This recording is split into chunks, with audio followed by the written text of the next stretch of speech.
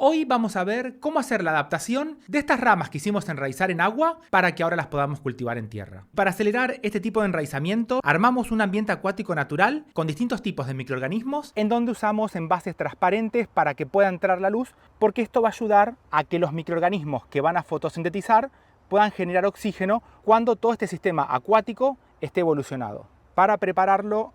en el fondo le vamos a poner una pequeña capa de tierra, tratando que llegue más o menos a 1 centímetro de grosor, porque desde acá van a salir muchos de los nutrientes que después van a alimentar a todo este sistema acuático. Por arriba le vamos a poner unas piedritas. Podemos usar, por ejemplo, ladrillos que los hayamos cortado bien. Y es importante que en el fondo le pongamos este tipo de material, porque alrededor de todas estas piedras se van a criar los microorganismos que van a liberar los nutrientes al agua para que estas ramas, cuando empiecen a enraizar, se puedan alimentar hasta que las pasemos a la tierra. A todo el sistema le vamos a empezar a poner agua. Acá es muy importante que esta agua que usemos no tenga nada de cloro. Si en casa llegas a tener, por ejemplo, agua de lluvia, sería la ideal. Y si llegamos a tener solamente el agua de la canilla y tiene mucho cloro, la vamos a dejar reposar por lo menos un día, porque si esta agua llega a tener altos niveles de cloro, esto puede perjudicar el crecimiento de los microorganismos, y si bien este sistema acuático se va a recuperar, esto puede terminar haciendo que tarde mucho más tiempo. Así como está, lo vamos a tapar para que pueda haber un buen intercambio de gases, y para que todo este sistema pueda madurar bien hasta que podamos poner las ramas, es importante que quede en algún lugar a la sombra y que no le dé el sol directo. Aproximadamente a la semana y media, 2 semanas, vamos a empezar a ver que el agua pasa de estar transparente a tener tonalidades más bien verdes, pero siempre tiene que estar transparente. Esta es una de las mejores señales que nos indica que el sistema acuático va evolucionando por el buen camino. A nivel de las piedras van a empezar a crecer los microorganismos que van a degradar toda la materia orgánica que se encuentra en la tierra y van a liberarla en forma de alimento al agua para que puedan crecer los otros microorganismos que vamos a estar cultivando. Uno de los más importantes son los microorganismos que van a fotosintetizar, porque estos son los que nos van a permitir tener oxígeno adentro de todo el recipiente acuático,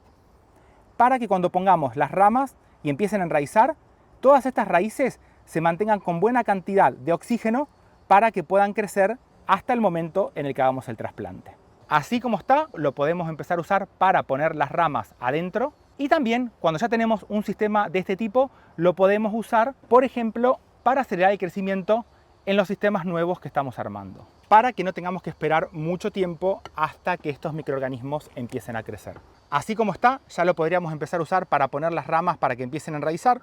pero a este lo voy a dejar para más adelante, para que ahora empecemos a hacer la adaptación de las plantas cuando el enraizamiento lo hacemos en agua. Desde el momento en el que ponemos una de estas ramas a enraizar, lo primero que vamos a ver es que se empiezan a formar pequeños puntos blancos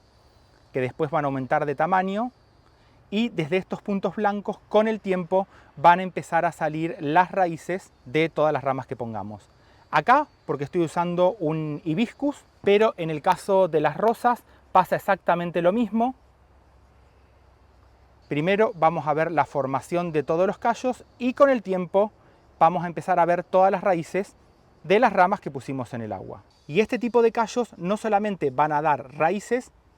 sino que también cuando hagamos el enraizamiento en hojas vamos a tener que esperar que alguno de los callos empiece a generar un nuevo brote para que a partir de una hoja enraizada se genere toda una nueva planta.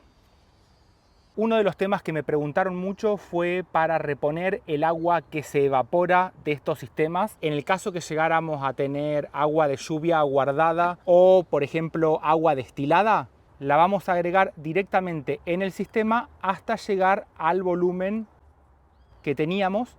porque el agua de lluvia o destilada que le agregamos no va a tener minerales y la planta va a poder seguir creciendo bien. Pero el problema se puede presentar cuando usamos solamente agua de canilla, y si a esto le estamos agregando agua y le agregamos más cantidad de agua, con el tiempo se va a acumular mayor cantidad de sales en todo este recipiente, porque lo único que se evapora va a ser el agua, pero todas las sales que vienen del agua de canilla van a quedar acumuladas acá adentro. Una solución para este problema una vez por semana le vamos a sacar el 50% aproximadamente del volumen del agua para reducir la cantidad de sales, y vamos a volver a usar el agua de la canilla que la dejamos reposar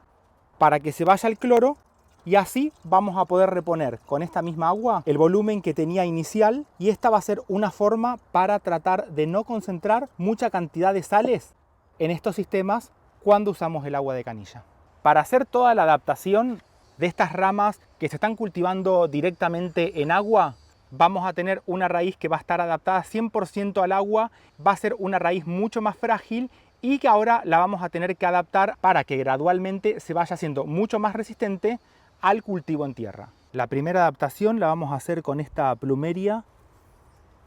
que la puse a enraizar en agua. Como acá tenemos todas estas raíces que están adaptadas a todo este ambiente acuático, ahora las vamos a tener que tratar con mucho más cuidado, y como todavía son raíces que no van a poder anclar a toda esta rama, lo que tenemos que hacer en un principio es fijarla a la maceta con algún tutor que le pongamos por el costado hasta que las raíces hagan mucho más fuertes. Para esta plumeria voy a usar una mezcla a base de 40% de fibra de coco para que aporte humedad a las raíces. Después le agregué un 20% de perlita porque esto va a generar espacios de aire, y la humedad que salga de la fibra de coco va a mantener siempre bien húmedo a todas las raíces. Y para cuando las raíces estén mucho mejor adaptadas, le agregué un 40% de un compost maduro para que le dé el alimento. La maceta bien perforada, y le vamos a hacer una primera capa del sustrato para que apoyen las primeras raíces. Mojamos, siempre cuanto más humedad tengamos mejor, para que las raíces sufran lo menos posible. Con cuidado lo dejamos bien acá en el fondo. Vamos a tratar de inmovilizar toda la rama, porque cualquier movimiento que tenga la planta, como es una rama muy grande, puede terminar quebrando todas las raíces. Y después por acá abajo otro más. Y ahora sí, le vamos a poner toda esta mezcla para que vaya quedando entre las raíces. Y ahora te voy a mostrar cómo hacer una segunda adaptación cuando no tenemos, por ejemplo, la fibra de coco o la perlita.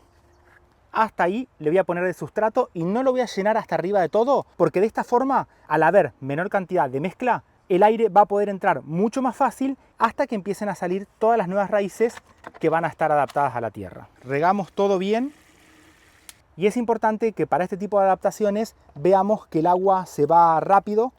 porque esto nos va a estar asegurando que vamos a tener buenos espacios de aire, que es lo que necesitamos ahora para que estas raíces sigan creciendo bien. Porque si a esto lo mantenemos constantemente encharcado, que veamos que el agua no baja y se forma un barro muy espeso, eso va a impedir el intercambio de oxígeno y puede terminar haciendo que se pierdan todas las raíces. Así la vamos a dejar en un lugar que esté a la sombra, y si llegamos a ver, por ejemplo, que a las 24 o 48 horas alguna de las hojas se empiezan a marchitar, se las vamos a cortar para compensar la cantidad de raíces que tenemos abajo con la cantidad de hojas que tenemos por arriba. Pero en el caso en el que no tengamos la fibra de coco o la perlita para hacer la adaptación de los esquejes que hicimos a la tierra, podemos usar mezclas iguales de tierra negra y de compost, pero los cuidados que vamos a tener en cuenta para estos casos es que el recipiente que usemos esté bien perforado. Hacemos una capa de unos 5 centímetros aproximadamente. Siempre reguemos bien para asegurarnos que haya buena humedad, y vamos a tratar de enterrarlo aproximadamente hasta esta altura, porque ahora lo que vamos a buscar es tratar de poner la menor cantidad posible de tierra. No vamos a llenar el recipiente para que exista un mejor intercambio de gases y las raíces se adapten más rápido. Por acá te muestro el avance de otras que hice a partir de esquejes en agua. Ya la planta está adaptada, y esta fue el caso especial de otro hibiscus, en donde estaban las raíces que habían salido muy desde arriba, y al adaptarlas con este sistema siguieron sobreviviendo y se hicieron raíces mucho más gruesas y adaptadas para todo este cultivo en tierra. Y como consejo final para esta adaptación, cuando veamos que el sustrato se empieza a secar, lo vamos a volver a regar hasta que empecemos a ver que empiezan a salir nuevos brotes desde todas las ramas, porque cuando empecemos a ver este nuevo crecimiento va a ser una señal que nos va a indicar que por abajo tenemos todas las raíces que se empezaron a adaptar empiezan a crecer otras nuevas y es el momento ideal para que completemos toda la maceta con más tierra para que la planta se termine de adaptar. Te mando un saludo grande. Chau.